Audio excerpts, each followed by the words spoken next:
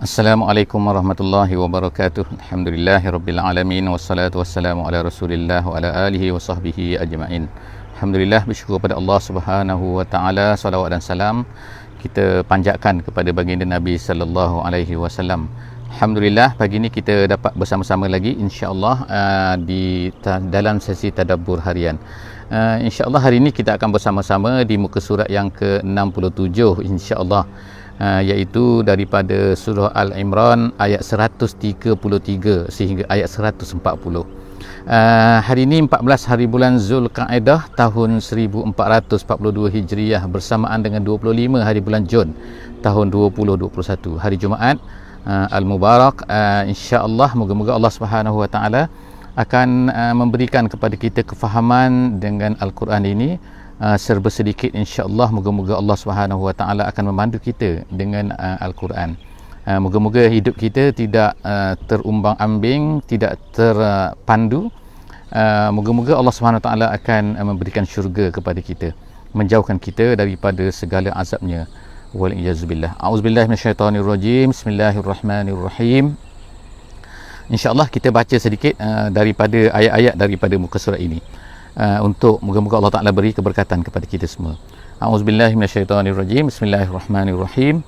Wasari'u ila maghfiratin min rabbikum wa jannatin 'arduhas samawati wal ard uiddat lil muttaqin allazina yunfiquna fis sarra wad dharra wal kazimin al ghaiz wal 'afina 'anil nas wallahu yuhibbul muhsinin. Sadaqallahul azim. Ayat yang sedang kita baca ni ayat 133 sebagaimana telah kita sebutkan dalam sesi sebelum daripada ni, bahawa Allah Subhanahu wa taala daripada ayat 121 telah menceritakan kisah peperangan Uhud.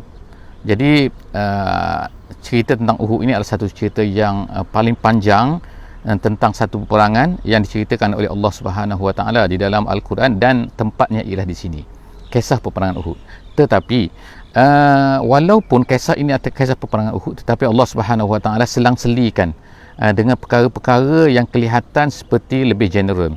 Jadi kalau kita baca pada ayat ini ialah Allah Subhanahu wa taala sedang di tengah-tengah menceritakan tentang peperangan Uhud ni. Allah Taala ceritakan tentang wasari'u, iaitu bersegeralah kamu. Jadi inilah di antara tabiat Quran, bentuk Al-Quran, bagaimana Quran ini dia bukan hanya menceritakan satu perkara, tetapi dia lebih umum, mengambil pengajaran daripada sesuatu perkara tersebut.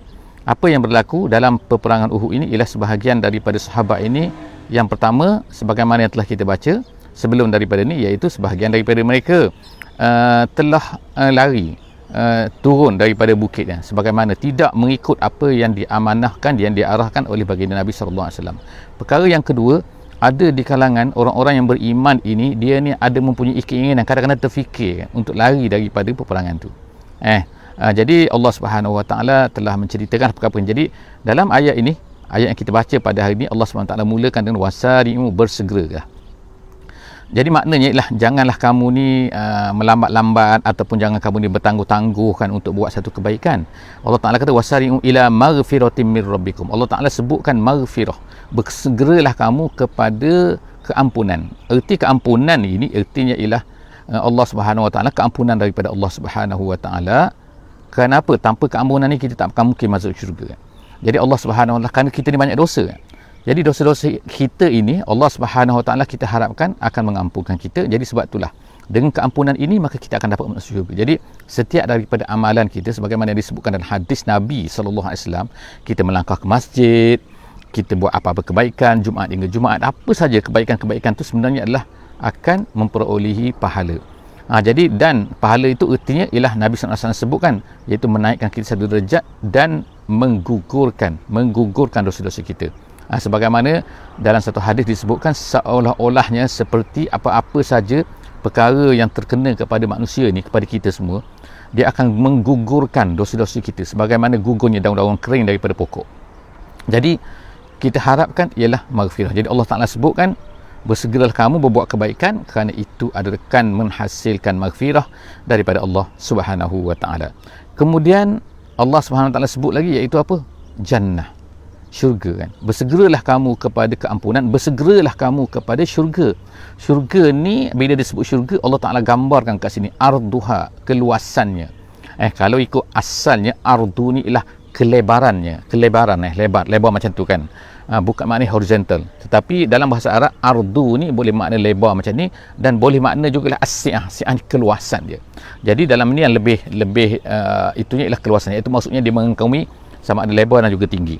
Jadi Allah SWT sebutkan sini iaitu syurga ni bukannya tempat yang kecil-kecil maknanya bukan macam rumah kita yang sempit, bilik kita yang sempit dan sebagainya, tetapi syurga ini keluasannya langit dan bumi, arduhas samawati wal ardu. Setiap orang tu akan dapat, masya-Allah kan, kalau Allah Ta'ala, kalau dia mendapat keredaan Allah Subhanahu Wa Ta'ala, Allah Ta'ala akan beri kepada dia kan apa saja. Jadi sebab itulah marilah kita semua kan bersama-sama insya-Allah kan bersegera bukan hanya melambat-lambatkan untuk mencapai perkara ni kan. Perkara apa? Iaitu yang pertama maghfirah, dan yang kedua mendapat jannah.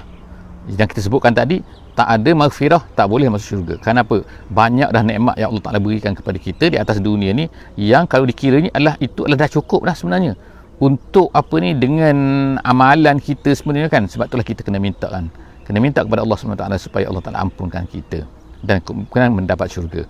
Kemudian Allah Taala kata syurga ni siapa? Uiddat lil muttaqin.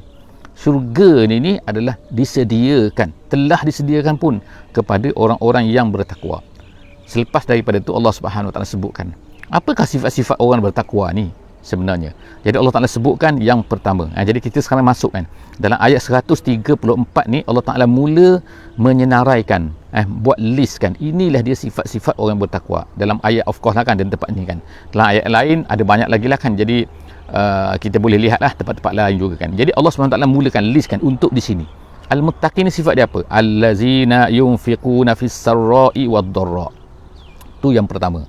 Iaitu mereka ni infak fi sabilillah, infak di jalan Allah Subhanahu Wa Taala, sama ada fis sarra, fid dharra. Sarra ni senang, dharra ni susah Maknanya dalam keadaan yusrin, dalam keadaan usrin. Maknanya Allah Ta'ala buat syarat di sini kan. Bukan maknanya ialah dengan semasa senang saja kan. Semasa senang mudah kan. Ramai orang insya-Allah boleh menginfakkan. Tetapi semasa susah ni macam-macam Semasa tak sihat ke, semasa duit sikit ke, keuangan lemah ke, ataupun sangat-sangat memerlukan ke, macam-macam jadi semua benda-benda ni adalah Allah Ta'ala telah buat syarat sini kan. Iaitu infak ni mestilah dalam apa keadaan pun. Kalau hanya keadaan senang saja tak cukup syarat lagi. Syaratnya orang bertakwa ni ialah nombor satu, dia mesti sarra' dan juga dharra. Kemudian yang pertama. Yang kedua, Allah Ta'ala kata wal kazimina al-ghais. Al-kazimina artinya ialah, iaitu dia menggunakan kat sini dalam bahasa Arab ni lah kan, dia kata ismu fa'il. Maknanya ialah dia ni berterusan. Ismu fa'il ni maknanya satu isim. Cara penggunaan perkataan kazim ni ialah orang yang mengekang, orang yang mengkontrol, orang yang menahan kan. Tapi dia gunakan sini ismu fa'il, dia kata adalah untuk menunjukkan apa? As-sabab wal istimrar. Maknanya dia berterusan keadaan macam tu. Bukan sekali saja dia menahan marahnya, tak. Tetapi dia ni memang sifat dia tu boleh menahan marah, dia ni kontrol marah dia tak affected dengan marah dia kan. Walaupun marah dia kan boleh kekang marah dia tu kan. Itu wal kazimin al-ghais. Al-ghais tu kemarahan Kemudian tu wal afina anin nas. Tu sifat yang ketiga. Yang ketiga Allah Taala kata sifat orang bertakwa ni afin artinya ialah dia seorang yang, kalau kita bahasa Melayu kita kata memaafkan, tapi dia bukan memaafkan. Afin ni artinya ialah seorang yang dah lupa dah kejahatan orang pada dia. Mana orang buat zalim pada dia tapi dia lupa dah, seolah macam tak ada. Kalau dia memaafkan tapi dia masih ingat lagi, itu tak panggil afin. Kemudian dia mampu untuk membalas, tetapi dia tak balas. Maknanya kalau dia tak mampu nak balas kejahatan orang pada dia, nak balas kezaliman orang pada dia, tapi kemudian dia tak balas, dia mampu tapi dia tak balas, itu yang afin. Tapi kalau dia tak mampu nak balas, kemudian dia tak balas, itu tak panggil afin. Jadi Allah SWT sebut sini, dia mampu untuk balas dan dia lupa langsung kemarahan orang pada dia, kejahatan orang pada dia, kezaliman orang pada dia, lupa langsung. Afina anin nas. Kemudian wallahu yuhibbul muhsinin. Allah tutup tiga sifat dulu ni, selepasnya ada lagi. Allah tutup sifat ni iaitu dengan apa? Allah suka kepada orang-orang muhsin. Muhsin ini adalah yang kita tahulah kan, bahawa Kira ada tingkatan-tingkatan dia. Tingkatan yang pertama ialah iman, yang kedua ialah Islam, yang ketiga adalah ihsan.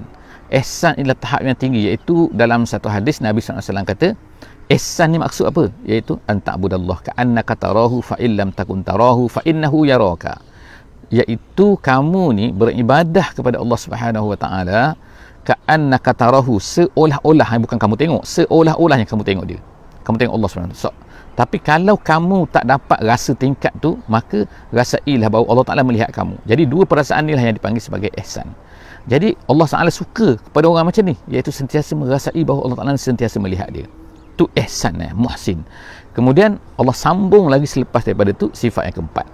Apa dia sifat orang bertakwa lagi? Wallazina iza fa'alu fahishatan aw zalamu anfusahum. Mereka ni kalau buat fahishah, maknanya sini ialah mereka bukanlah maknanya orang-orang yang bertakwa ni, al-muttaqin ni tak buat dosa langsung. Tak ada. Kalau tak buat dosa langsung itu nabi. Tak buat dosa itu adalah maksum, nabi-nabi dan rasul-rasul. Sekarang ni kita adalah manusia. Jadi Allah Ta'ala puji sini ialah apabila dia mungkin melakukan fahisyah. Fahisyah ni ialah maksudnya dosa-dosa yang besar-besar, yang buruk lah kan, seperti maknanya berzina ke dan sebagainya kan. Itu dosa fahisyah, iaitu apabila dia terbuat fahisyah au zalamu anfusahum, ataupun dia menzalimi diri sendiri. Maksud yang kedua ni ialah artinya dosa yang kurang daripada itu sikit. Maknanya bukan dosa sampai kepada tahap fahisyah. Maknanya kedua-dua lah, maknanya dia buat dosa besar ke dia buat dosa kecil, segera dia ni segera apa kan. Allah Ta'ala kata zakarullah, tiba-tiba dia dah buat ke, dia dah tak buat ke, tak kira lah kan ini kan. Tapi dia segera, cepat-cepat dia akan teringat kepada Allah. Teringat kepada Allah itu teringat kepada wa'adullah, iaitu teringat kepada janji Allah, teringat kepada balasan Allah, teringat kepada neraka Allah Subhanahu Wa Taala. Dia cepat-cepat teringat tu, fastaghfaru li zunubihim, cepat-cepat dia istighfar. Istighfar maknanya dengan cukup syarat-syaratnya lah kan, sebagaimana ulama sebutkan, iaitu yang pertama meninggalkan. Kalau tak meninggalkan, macam mana istighfar? Yang keduanya ialah dia menyesal di atas perbuatan itu, dan yang ketiganya adalah dia berazam tak akan buat lagi. Jadi orang-orang yang kita kata kat sini ialah tu orang-orang yang bertakwa ni sifat dia ialah walaupun dia kemungkinan buat dosa, tapi dia akan segera meninggalkan dosa dia, akan teringat kepada Allah Subhanahu Wa Taala, dan kemudian seterusnya dia akan terus bertaubat kepada Allah Subhanahu Wa Taala. Allah Ta'ala kata wa man yaghfiruz dzunuba illallah. Siapa lagi yang boleh ampunkan dosa selain daripada Allah? Manusia boleh ampunkan dosa? Tak boleh.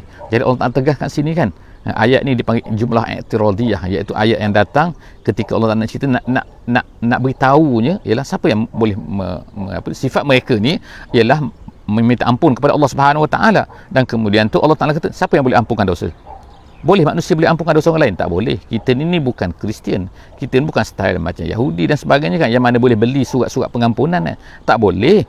Kitalah yang kena istighfar, kitalah yang kena bertaubat kepada Allah Subhanahu Wa Taala kalau kita buat dosa. Jadi Allah Subhanahu Wa Taala sebut sendiri, kenapa yang boleh mengampunkan dosa ialah manusia tak boleh. Allah Subhanahu Wa Taala saja yang boleh mengampunkan dosa. Wa may yaghfiruz dzunuba illallah wa lam yusirru. Kemudian Allah Ta'ala sambung balik. Yang tadi tu yang i'tiradiyah datang kan tengah-tengah tu, kemudian Allah Ta'ala sambung lagi. Apa dia sifat orang yang bertakwa ni? Iaitu dia tidak yusirru. Yusirru ni berterusan ala ma fa'alu, di atas perbuatan dia tu. Maksudnya itu dia meninggalkan. Jadi sebab tu ada satu hadis Nabi sallallahu alaihi wasallam yang masyhur kan, Nabi kata ma asarra man istaghfara. Ma asarra man istaghfara. Tidak ada dikatakan berterusan siapa-siapa yang meminta ampun kepada Allah Subhanahu Wa Taala. Jadi dia tidak berterusan walam yusirru ala ma fa'alu, di atas perbuatan dia tu, kemudian wahum ya'lamun, sedangkan dia tahu itu adalah dosa, tiba-tiba dia tak tinggalkan. Allah SWT sebut dalam ayat 136 sekarang ni, ulaika jazaohum maghfiratum mir rabbihim, mereka itulah orang-orang yang mendapat maghfirah daripada Tuhan mereka, wa jannatun, dan kemudian dapat syurga, tajri min tahtihal anhar, yang mengalir di bawahnya sungai-sungai, khalidina fiha wa ni'ma ajrul amilin. Itu adalah dia akan kekal dalamnya, dalam syurga tu, dan masya-Allah itulah dia balasan-balasan, sebaik-baik balasan untuk orang yang buat kerja. Kita hari ni kalau kita buat kerja, kita akan dapat upah kan.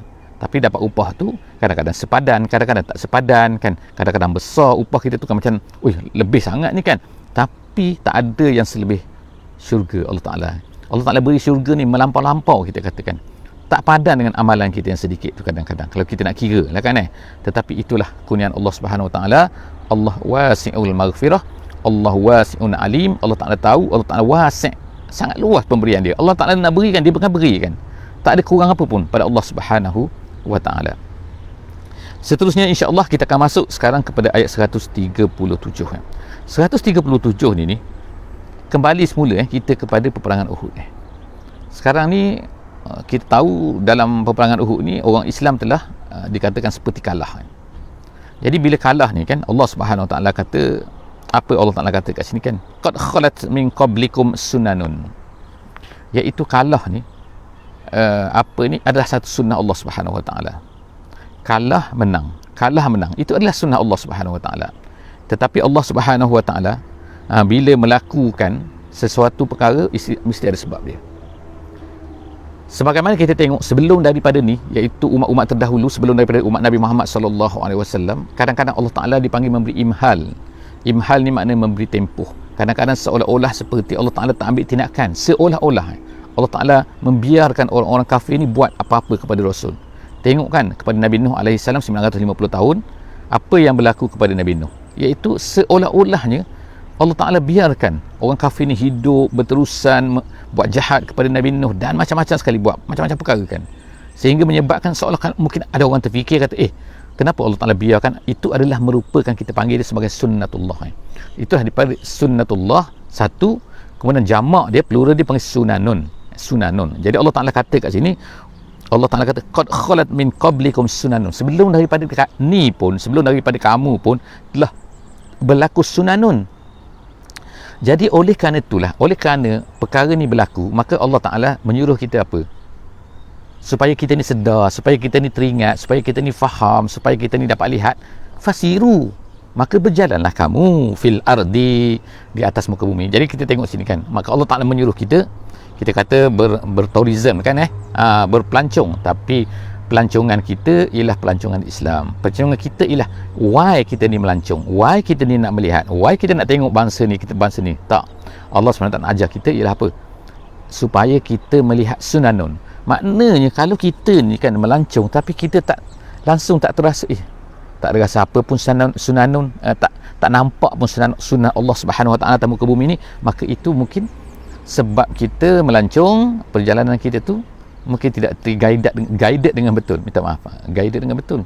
Jadi sekarang ni Allah Ta'ala ajar kita kan, tujuan untuk melancong berjalan ni apa? Iaitu fanzuru kaifa kana akibatul mukazzibin. Itu tujuan dia. Dan lihatlah, Allah Ta'ala kata, lihatlah apa yang telah kaifa kana akibah, bagaimana pengakhiran orang-orang yang mukazzib. Akibat tu dalam bahasa Arab maksudnya ialah pengakhiran, maknanya nasib akhir kepada mukazib. Mukazib ni pendusta, iaitu orang-orang yang mendustakan nabi-nabi, mendustakan rasul-rasul sebelum daripada ni. Tengoklah Firaun, apa kesan dia sekarang kita boleh tengok kan. Ada piramid. Kita tengok bangsa ni, kita tengok kepada tempat Nabi Saleh kan, kita tengok ada apa, ada rumah-rumah mereka yang ditinggalkan kan. Jadi makna banyak peninggalan kita katakan, iaitu orang-orang yang terdahulu yang kita boleh nampakkan sekarang ni. Iaitu apa? Mereka ini, kenapa perkara ni berlaku kan? Kenapa rumah-rumah mereka tinggal kosong? Kenapa tak duduk? Mana mereka pergi ni? Mana pergi semua kan? Laut mati sebagaimana contohnya kan, umat kaum Nabi Lut.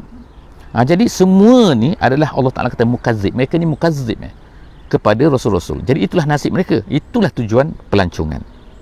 Jadi Allah Subhanahu Wa Taala menyuruh kita berjalan.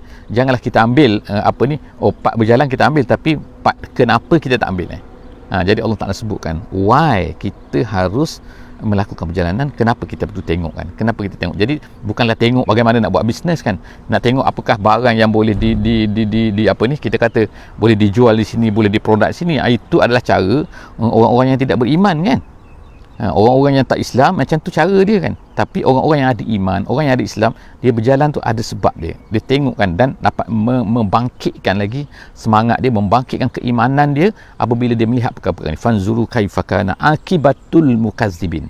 Kemudian Allah Subhanahu Wa Taala tutup sekejap cerita ni apa? Dia kata, Allah kata haza ni apa? Iaitu Quran ni, bayanun linnas. Ini semua adalah penjelasan untuk manusia.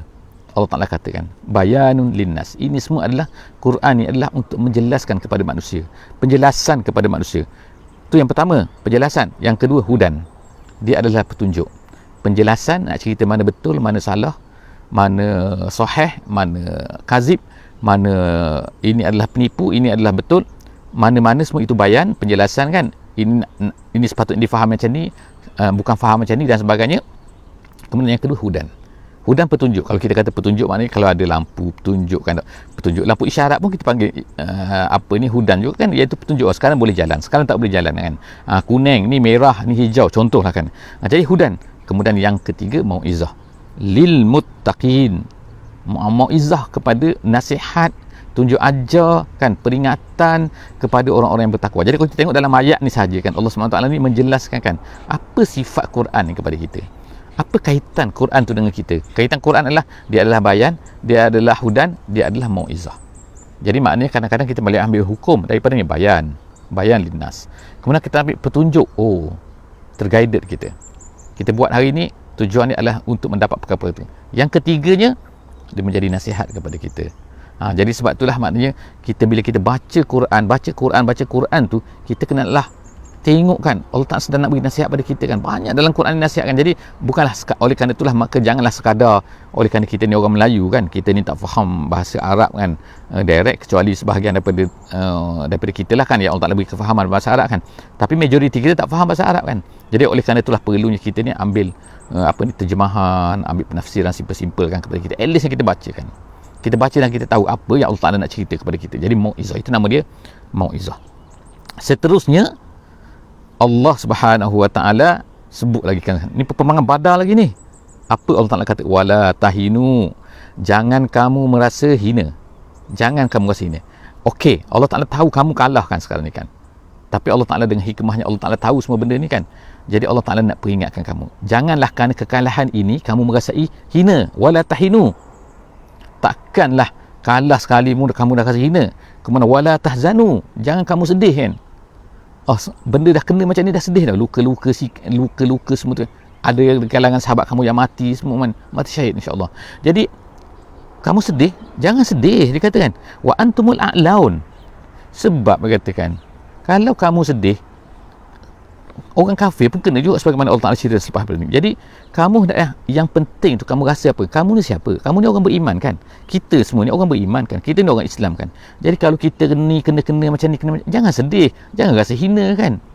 Makna kehinaan itu tak boleh. Jika sekiranya wa antumul a'laun in kuntum mu'minin, kalau kita ni ada iman, kalau kita ni beriman, kita sepatutnya merasa tinggi. Maknanya kalau tak ada iman, itu mungkin kita rasa rendah kan, ataupun iman kita ni lemah kan. Jadi kita ni ada iman, kenapa kita ni rasa lemah? Wala tahinu wala tahzanu, jangan kamu rasa rendah, jangan kamu sedih kan, walaupun kena macam ni kan dalam peperangan Uhud dan sebagainya kan. Kalau kita sekarang bukanlah peperangan Uhud kan, tapi kena mungkin macam-macam kan tak? Kena orang Islam kena macam ni, orang Islam macam ni. Jangan rasa. Kenapa? Kerana Allah Ta'ala dah beri iman kepada kita kan. Wa antumul a'laun, kamu ni tinggi, kena rasa tinggi, kena rasa proud kan daripada orang lain atas dunia ni kan. Kamu ada iman kan, walaupun mereka ni ada maju ke dan sebagainya. Bukan maknanya bila kita ada iman kita tak perlu kejar kan, tak. Itu arahan Allah Subhanahu Wa Ta'ala, suruhan Allah Subhanahu Wa Ta'ala. Kita ni belajar rajin-rajin, kita ni pandai, kita ni membentangkan, memberikan kepada manusia dan sebagainya. Itu memang tanggungjawab kita. Tapi janganlah kerana kekalahan sikit kamu dah rasa hina, kamu dah rasa sedih. Allah Subhanahu Wa Ta'ala kata selepas daripada tu, ayat yang ke 140, ayat terakhir hari ni, Allah Ta'ala kata apa? In yamsaskum qarhun, dia boleh baca dua kat sini kan, al-qarhu al-kurhu. Al-qarhu al-kurhu maknanya baris atas ataupun baris depan. Kalau al-qarhu tu luka maksud dia, kalau al-kurhu itu kesakitan daripada luka tu. Itu bahasa Arab kan, dia ada sikit kan, kalau luka ataupun sakit daripada luka tu. Jadi al-kurhu kalau sakit, qarhu kalau luka.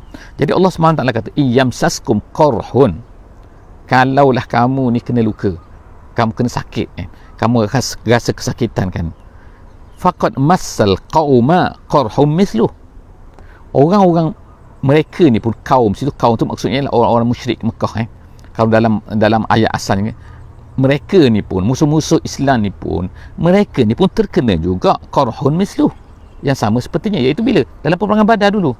Maknanya dulu kamu menang dalam peperangan Badar, kamu gembira semua kan, masya-Allah, Allah Taala kamu sedar Allah Taala beri pertolongan kepada kamu kan.